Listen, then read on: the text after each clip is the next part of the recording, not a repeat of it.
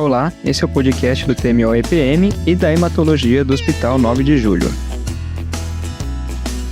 Hoje o Dr. Gabriel Coquito apresenta o artigo sobre o uso de Brecádia em pacientes com linfoma de Hodgkin avançado.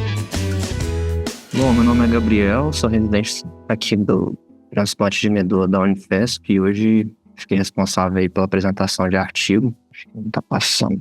Bom, o artigo escolhido hoje foi o artigo do estudo HD21, foi um estudo conduzido pelo grupo alemão, que ele tem como chefe o Peter Boschmann, e foi um estudo que buscou comparar duas estratégias de tratamento, head-to-head, como comparação de não inferioridade entre essas duas estratégias de tratamento, né, e diminuição da toxicidade, né? Então, comparou sobrevida livre de progressão e redução de toxicidade entre essas duas estratégias, né?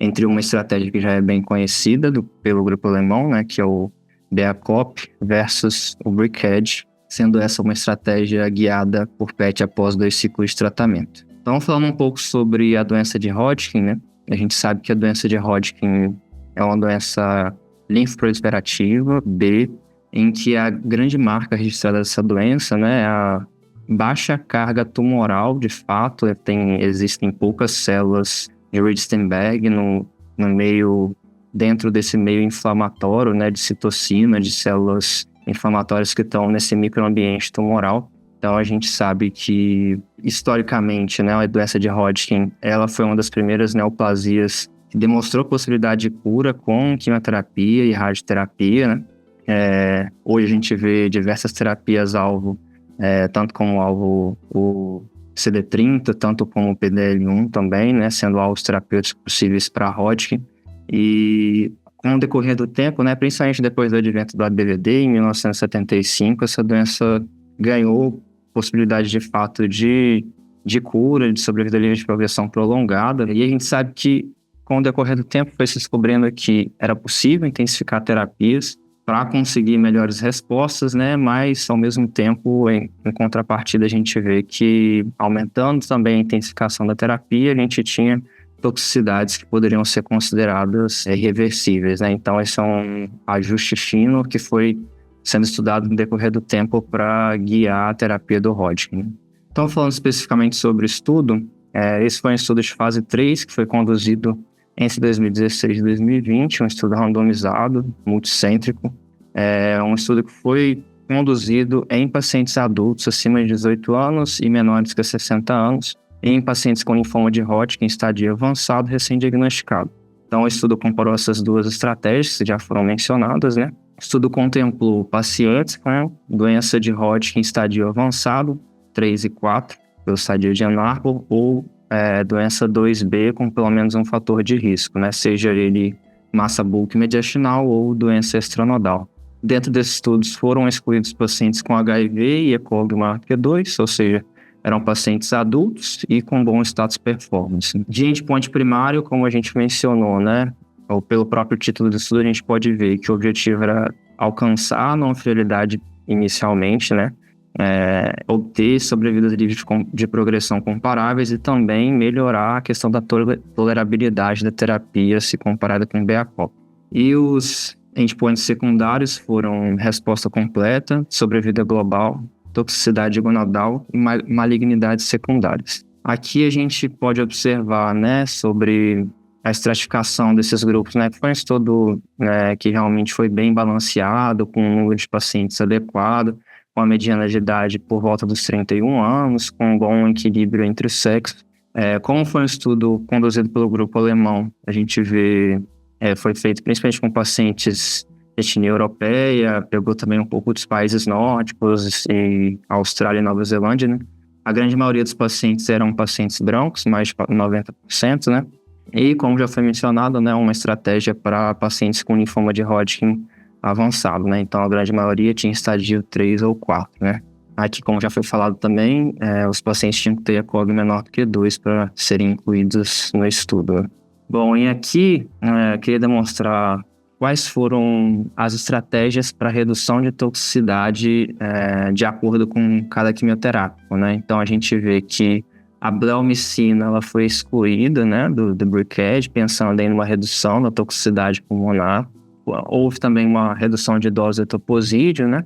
Mas aqui as 3 principais reduções aí que a gente vai ver que contribuíram para a redução de toxicidade, que a gente pode analisar em relação tanto ao BACOP quanto ao ABVD, né? A gente pode ver que há os inibidores de microtúbulo, né, não foram contemplados em conjunto na mesma terapia, né? Então, a vincristina e o brentuximab vedotina, né, que é o anticorpo droga conjugada, buscou-se não colocar junto, como é feito, por exemplo, no BVAVD, né, essas 2 doses, essas dois quimioterápicos na terapia BRCAD. E a outra redução importante, a outra troca importante também foi a troca da procarbazina pela da carbazina, né? Buscando-se aí uma redução da toxicidade gonadal, né?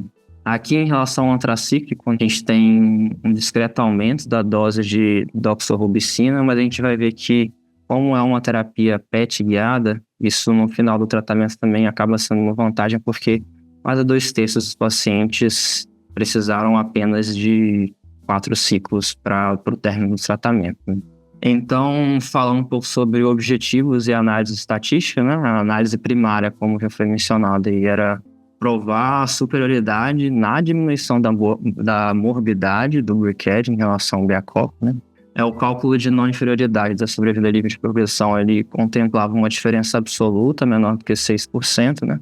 E a gente pode dizer que estatisticamente foi um estudo ambicioso, né? Porque eles objetivaram a significância estatística maior do que 90%. Né? E apesar disso, a gente vai ver posteriormente também que eles acabaram não encontrando essa significância, mas conseguiram chegar próximo disso com um bom número de pacientes, né? Esse foi um estudo que o Comitê de Monitoramento recomendou a publicação precoce dos dados em 2022, mas apenas nesse ano que nós obtivemos a análise completa. E a análise interim, depois, no fim do estudo, testou a superioridade do BRCAD em relação ao BACOP. Então, o que a gente pode ver aqui, né? Um estudo realmente bem grande, com 1.500 pacientes, baixa taxa de descontinuação no estudo, uma boa continuidade do segmento dos pacientes em ambos os braços, né? E falando agora um pouco dos resultados, né? A gente pode dizer que, assim, de forma geral, é um estudo que foi desenhado para pacientes jovens com doença de Hodgkin avançado. A mediana de idade foi de 31 anos. Como sendo essa estratégia uma estratégia PET guiada, PET direcionada, a gente vê que 64% dos pacientes possuíam PET2 negativo após os 2 ciclos, né? E a gente viu também que o maior benefício encontrado na maioria dos pacientes foi dentre os pacientes que tinham PET2 negativo após 2 ciclos de tratamento. Esse é um tratamento que encontrou altas taxas de resposta completa, né, em ambos os braços, mas a gente vê que para um estudo de não inferioridade, né, as taxas de resposta completa foram ainda maiores com o BRCAD. O que constitui possivelmente uma desvantagem do BRCAD são essas taxas de radioterapia de consolidação após o término de tratamento, né? Então, foram bem semelhantes em relação ao que já era utilizado no BACOP. E em relação à dose dos quimioterápicos, né? A gente tem bem determinado, segundo o protocolo, redução de dose de acordo com toxicidade, né? E a gente vê que, realmente, pela redução de toxicidade do BRCAD, as doses quimioterápicas foram menos reduzidas, né? Então, você tem que quase 80% dos pacientes que fizeram o BRCAD não necessitaram de redução de dose de quimioterapia durante o tratamento, né? E as principais causas de redução de dose foram elas leucopenia e plaquetopenia. Então, aqui a gente vê sobre aquela questão estatística, né, que já foi mencionado. O estudo não atingiu o número de eventos necessários para que se obtivesse a significância estatística maior do que 90%, mas, como eu já mencionei, né, foi um estudo ambicioso e que quase chegou nesse objetivo, né? E a gente vê, né, que em relação ao uso do PET, né, mais de 90% dos pacientes aí utilizaram o PET como estratégia para descolonar a terapia, né? Em relação às toxicidades especificamente, né, a gente vê que houve uma redução da necessidade transfusional, tanto em relação a hemácia e plaqueta, pela redução da toxicidade hematológica no grupo BRCAD. A gente vê que houve baixa taxa de descontinuação do brentuximab em relação à vincristina no grupo BACOP, né? A gente quase não viu descontinuação do brentuximab. A gente vê que tem um pouco mais de toxicidade gastrointestinal em relação ao Briqued, e eu acho que isso, somado à utilização do brentuximab, como já tinha sido visto no estudo Echelon 1, né, acaba somando fatores para que houvessem maiores taxas de neutropenia febril, né. No grupo BACOP, houve 21% de taxa de neutropenia febril versus 28%. Então, em relação a essa toxicidade específica, houve até um pouco mais de neutropenia febril, né.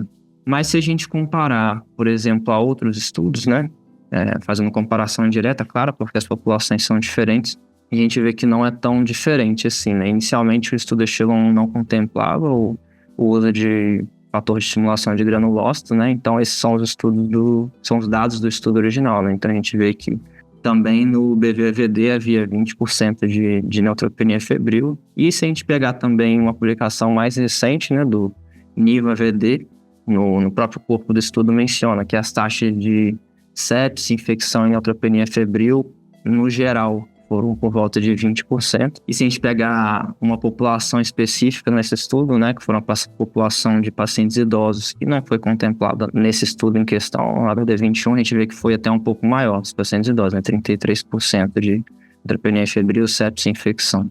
Então, são toxicidades equiparáveis entre os estudos, né? Falando especificamente de outras toxicidades, né, em relação à neuropatia sensorial, a gente viu que a maior parte dos pacientes que tiveram neuropatia foram pacientes que tiveram neuropatia grau 1, e houve uma redução em relação ao grupo BACOP, né, então 49% versus 39%, e taxas de neuropatia sensorial grau 2, 14% versus 6%. Né. E uma questão importante, né, aqueles pacientes que tiveram neuropatia grau 1, em até 1 ano do tratamento, eles tiveram reversão completa, a grande maioria desses pacientes, né. Em relação às taxas de recuperação da função gonadal, que também eram um desfecho analisado, um desfecho secundário do estudo, né, a gente viu que, segundo a aferição do FSH, após 4 anos, né, a gente viu que boa parte dos pacientes recuperou essa função gonadal, e como destaque a gente pode dar essa recuperação da função gonadal para os homens, né, que foi bem mais significativa se a gente comparar com o grupo BACOP. Né. E as taxas de neoplasia secundária, elas foram bem baixas em ambos os grupos. Né. Aqui a gente vê um pouco mais detalhado essas causas de óbito, né, a gente vê que, segundo, especificamente em relação à disfunção orgânica, as taxas de mortalidade foram baixas de uma maneira em geral, e as taxas de neoplasia secundária também, como a gente pode ver. Aqui a gente tem o gráfico de sobrevida livre de progressão, né? Como já foi mencionado, o objetivo principal do estudo foi alcançar a não inferioridade em relação ao BACOP, né? E a gente vê que posteriormente, numa análise interim, até o Briqued demonstrou uma certa superioridade, né? Então a gente vê que com 48 meses de seguimento, no Briqued a gente teve 94% de sobrevida livre de progressão, e no BACOP 90% de sobrevida livre de progressão com significância estatística, com P significante. Aqui analisando, fazendo uma análise de subgrupo, né, a gente vê que existem algumas vantagens, principalmente para pacientes mais jovens, o que era esperado, né? Essa é uma terapia um pouco mais intensiva, os pacientes mais jovens vão melhor, têm menos toxicidade. Então, essa faixa etária entre 18 e 40 anos foi uma faixa etária que, na análise subgrupo, teve um pouco mais de vantagem no uso do Briqued. E também, né, conforme esperado, aqueles pacientes que responderam mais rápido, tinham um PET interim negativo após segundo ciclo, também tiveram uma vantagem no uso do Briqued. Então, partindo para a discussão, o que a gente pode dizer, de uma maneira em geral, né, que o término de tratamento precoce, né, com 4 ciclos, em quase 2/3 desses pacientes, né, proporcionam uma reintegração social e uma recuperação física mais precoce desses pacientes, apesar de utilizar uma terapia mais intensiva, né? Se comparada com estratégias em que, como por exemplo, BVAVD, ABVD, né, estratégias que usam o AVD, existe uma menor dose total do uso do antracíclico, principalmente naqueles pacientes que terminaram o tratamento com 4 ciclos. Né? Em relação a desvantagens, é uma quimioterapia intensiva, um pouco mais intensiva, e existe essa possibilidade de radioterapia prevista para doença residual. Né? E apesar de ocorrerem a mesma taxa de PET2 negativa entre os dois grupos, né, a maior parte dos pacientes no grupo do Briquet conseguiu utilizar uma dose completa prevista da quimioterapia. Fazendo comparações indiretas, né, claro que a gente não pode comparar, não pode fazer uma análise direta entre os grupos porque as populações são diferentes, mas a gente, de uma maneira em geral, se comparar o Briquet com o estudo RET ou o estudo Echelon, né, a gente vê que existe um ganho de sobrevida livre de progressão de aproximadamente 10% aí em 3 anos, né? Mais recentemente a gente teve a publicação do nível VD, que é uma terapia menos intensiva, menos tóxica, que contempla uma faixa etária maior de pacientes, né, entre 12 e 83 anos, que não utilizam uma estratégia PET guiada, mas que tem sobrevida livre de progressão bem comparável, né? Então, são duas ótimas estratégias que podem ser utilizadas dentro de um contexto clínico adequado, né? A depender principalmente da idade do paciente e das preferências do paciente também, né? Então, ficam os questionamentos, né? Com a publicação de todos esses dados que a gente tem atualmente para Hodgkin em estádio avançado, né? Seria o Briquet o novo standard of care, o tratamento padrão para pacientes com linfoma de Hodgkin avançado, jovens com prognóstico adverso, né? Seria o nível AVD, e como a gente pode lidar com tantas opções de tratamento, né? A gente sabe que existem opções mais intensivas, opções menos intensivas, com ótimas sobrevidas livres de progressão, ótimas sobrevidas globais, em que a gente pode compartilhar, assim, né? Dizer para o paciente quais são as vantagens de cada tratamento e obter ótimas respostas ao fim do tratamento, né? Então, vai ficando cada vez mais difícil a gente escolher terapias quando a gente tem muitas opções, e cabe a nós saber apresentar da melhor forma para o paciente qual é a melhor estratégia, a melhor opção, quais são as preferências do paciente, quais são as toxicidades, né? Então, fica aí a discussão para a gente saber o que escolher, né? Discussão. Primeiramente, parabenizar o Coquito por duas coisas. Eu acho que a escolha do artigo e a apresentação é um artigo que eu achei bem interessante, que contempla o uso de medicações novas para uma doença que já tinha tratamentos consolidados há muito tempo, e os tratamentos consolidados com excelentes resultados, né? Então, assim, sempre que você introduz uma medicação nova, é meio assim intuitivo pensar, putz, por que eu estou entrando fazendo uma terapia nova, entrando com um tratamento novo, se o que a gente tem funciona e funciona muito bem.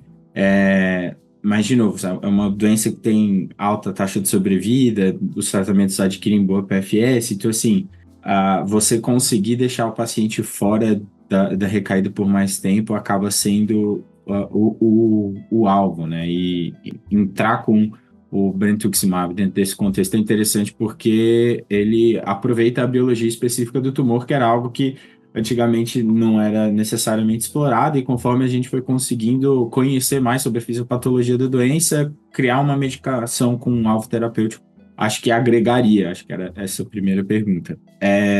Achei um estudo com um desenho interessante, apesar dele não ser cego, é um fase 3 multicêntrico com um N bem grande de pacientes e mesmo não tendo uma variabilidade étnica interessante, 90% dos pacientes representam o mesmo grupo étnico, acho que a característica da doença entre esses participantes do estudo era diferente. Então, assim, variável. Você tinha uma parcela considerável que tinha uma doença bull, que 20% dos estudados tinham um IPS elevado. Então, assim, era uma amostra que, mesmo etnicamente parecida, tinha variabilidade de doença, né?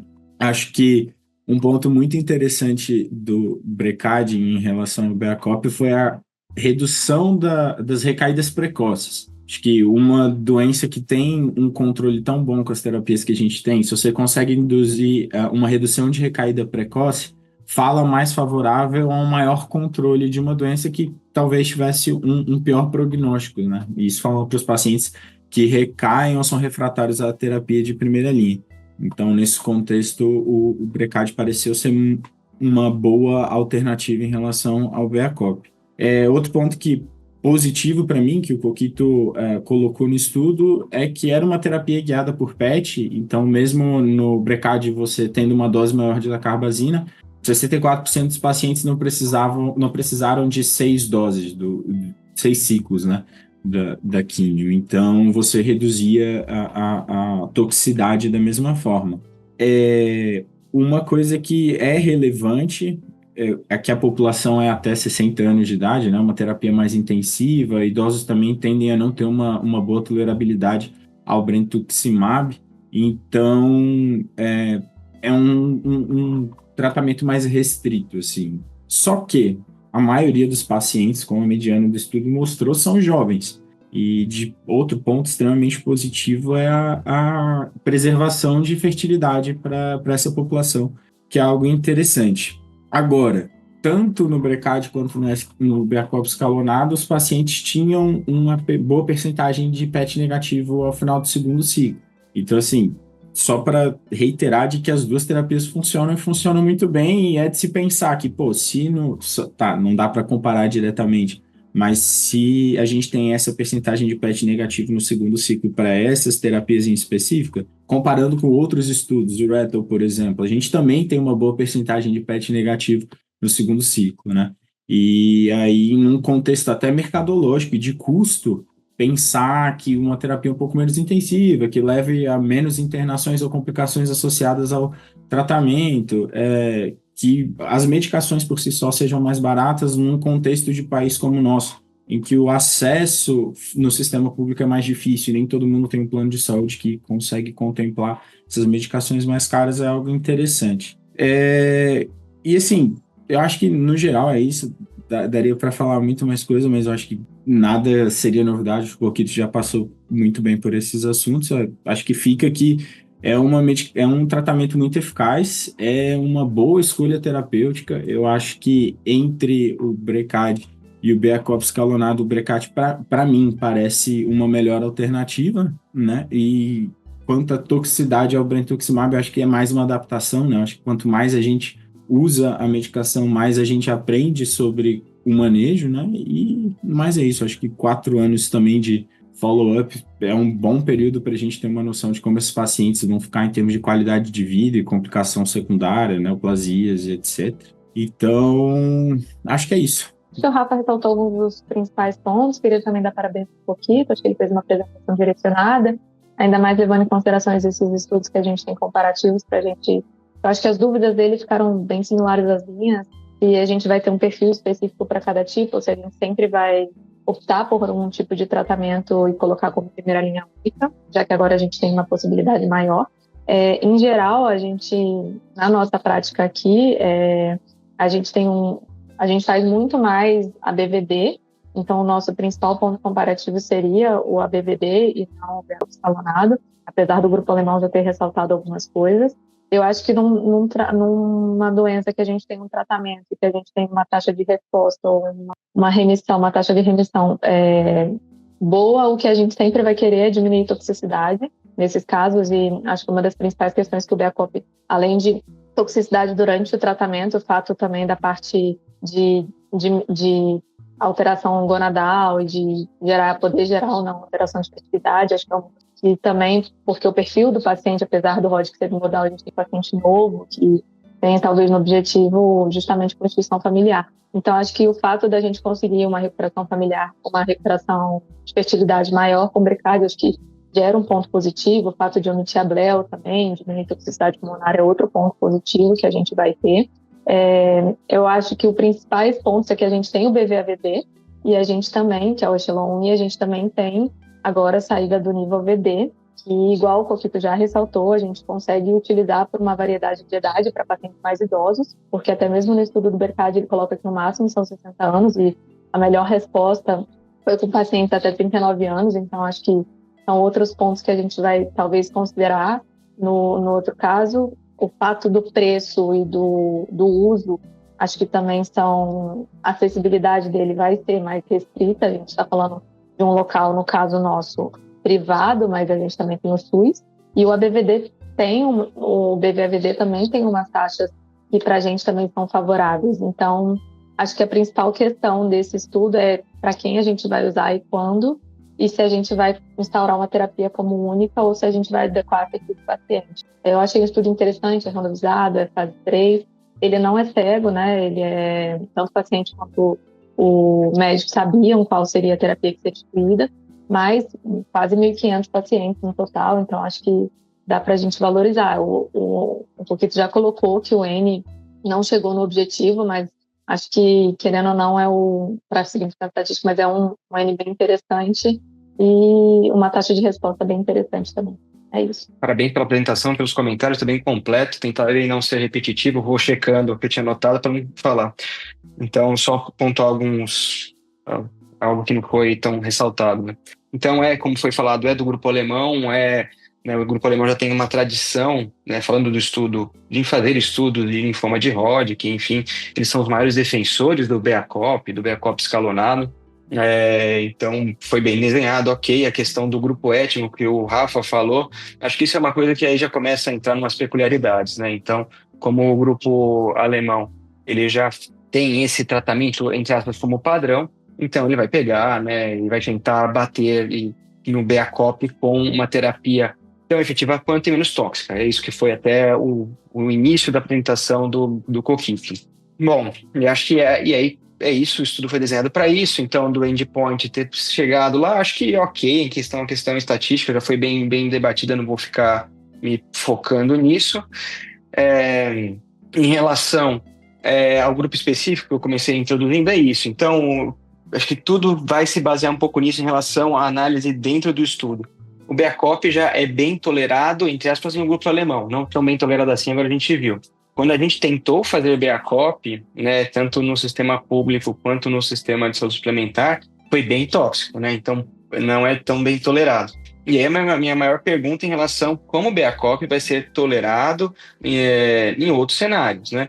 Acho que vai ser mais bem tolerado, tranquilo, né? Mas pegando, né, o copo meio cheio, meio vazio, como o Gabriel apresentou, 20% dos pacientes, né, um pouco mais, se for 21, tiveram que ter uma redução de dose, né? Mesmo nesses ciclos mais curtos e tal. Então, quem vai se beneficiar, né, desse tratamento é isso, o paciente, um grupo bem específico, como já foi dito. Pacientes jovens com doença avançada que toleram, né? E aí, talvez, o maior benefício desse tratamento seria fazer um tratamento curto, com 4 ciclos, né? Seria isso o maior benefício. Mas muitos pontos aí que a gente falou, né? Então, da fertilidade, vamos ver, gostaria de ver um tempinho maior, né? Esses pacientes jovens, mediana 31 anos.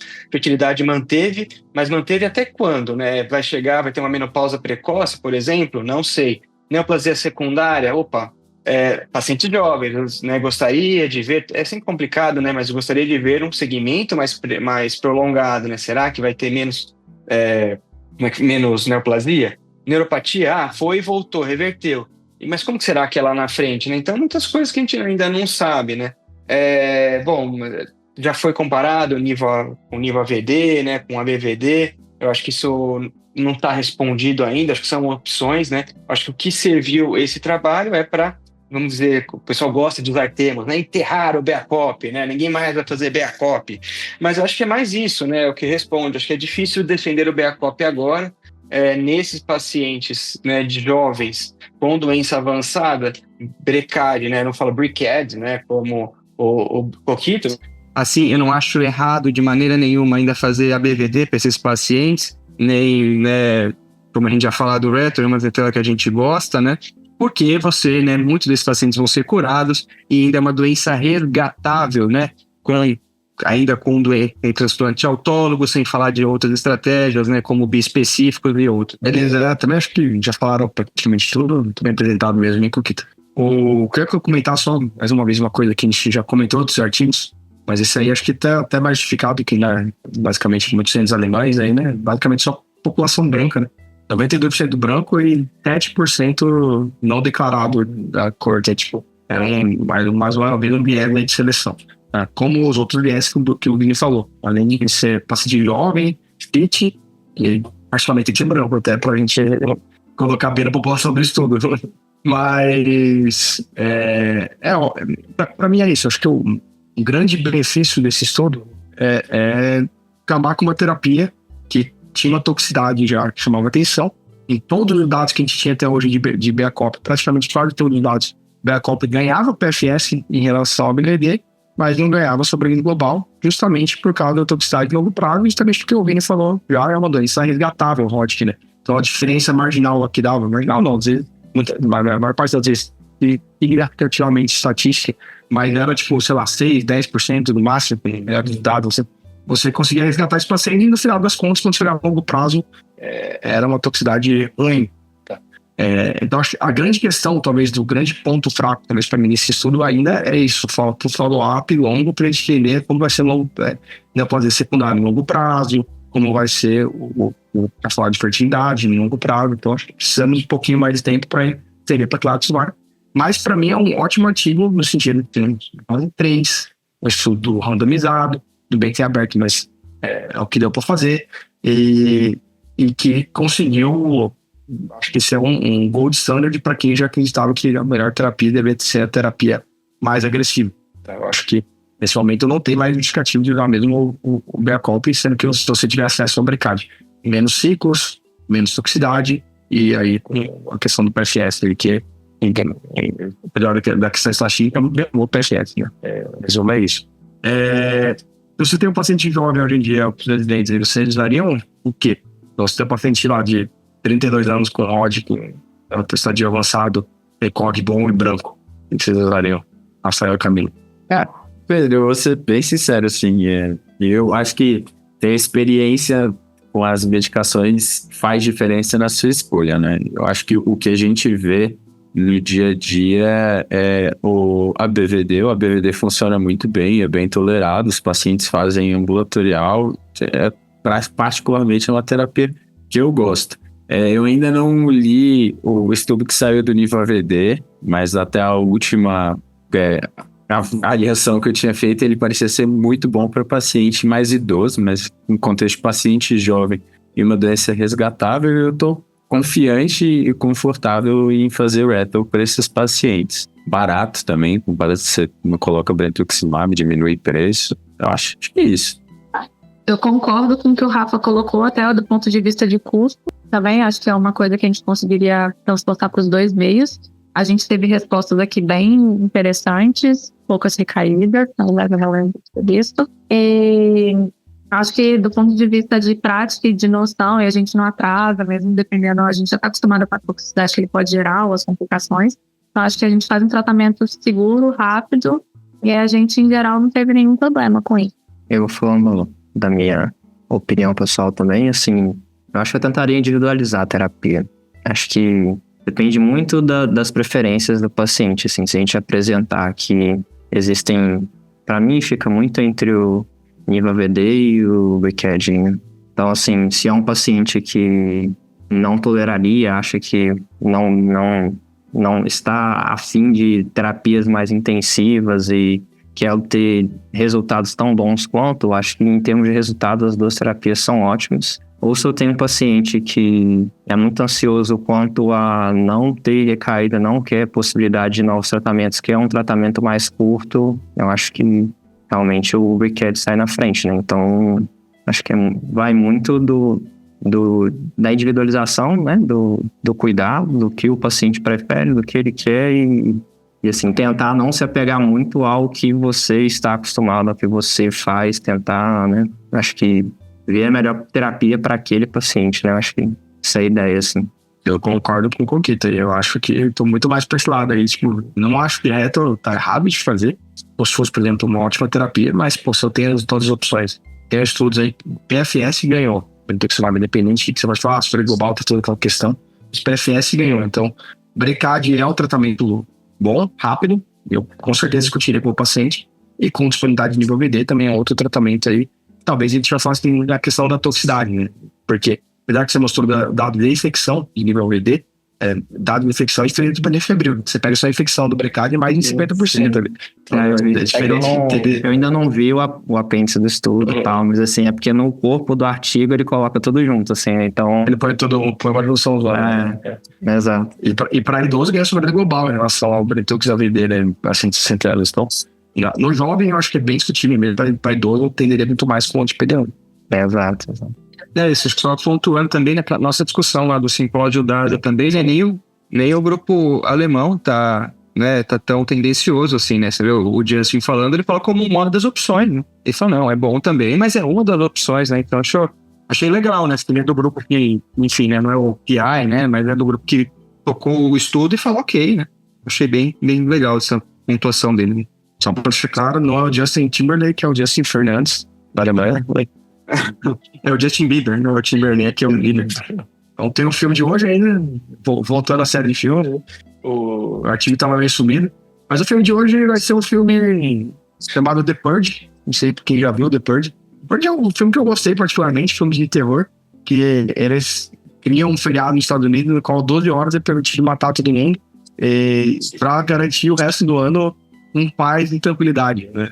Então, só brincando uma analogia aí, acho que o Brecade é uma terapia sensacional. Acho que tem vários pacientes você vai ser muito feliz em tratar, mas ocasionalmente um ou outro aí pode ser que a toxicidade seja algo bem relevante. The Purge, filme de hoje. Tá bom? Péssimo filme, diga-se de passagem, viu? O quê? É meio ruim. Péssimo filme, diga-se de passagem. O primeiro é bom, pô. Todos são horríveis. Quer dizer, eu não sei de todos, porque o primeiro foi tão ruim que eu não vi o neto. Você não tem lugar de fala. Obrigado, muito estimulante. Tá. Pensei que você fazia uma analogia agora com o Justin Bieber, o Justin Timberlake e o P. Diddy, né? E aí que estão todos envolvidos aí, né? Mas, e aí quem que é quem, né? Quem que é o ABVD, quem que é o nível AVD, quem que é o Brecade. Mas fica pra próxima, né? Vai ter nível AVD, a gente usa essa analogia. A gente dá pra isso aí. Bom dia, valeu. Bom dia, Gel. Tchau. Então por hoje é isso, até a próxima semana. Tchau.